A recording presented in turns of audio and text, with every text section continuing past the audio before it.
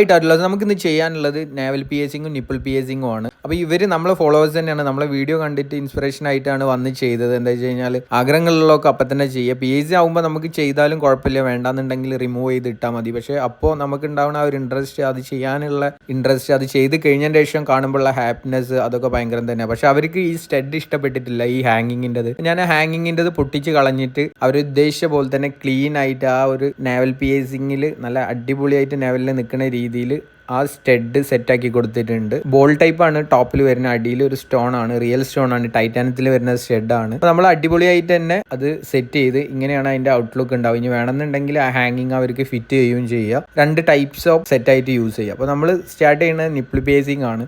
Correct പ്രോപ്പറായിട്ട് mark ചെയ്ത് ആളെ നിപ്പിളിൻ്റെ കറക്റ്റ് സ്യൂട്ടിലായിട്ട് തന്നെ നമ്മൾ അത് സെറ്റ് ചെയ്ത് കൊടുത്തിട്ടുണ്ട്. അപ്പോൾ അതിൻ്റെ ഫൈനൽ ഔട്ട്പുട്ടാണ് ഇത്. നിങ്ങൾക്ക് ഇതേപോലത്തെ പിയേഴ്സിങ് ചെയ്യാണ്ടെന്നുണ്ടെങ്കിൽ നമ്മളെ കോൺടാക്ട് ചെയ്യുമോ. ഈ വർക്ക് ഇഷ്ടപ്പെട്ടിട്ടുണ്ടെങ്കിൽ മസ്റ്റ് കമൻറ്റ് ആൻഡ് ലൈക്ക്.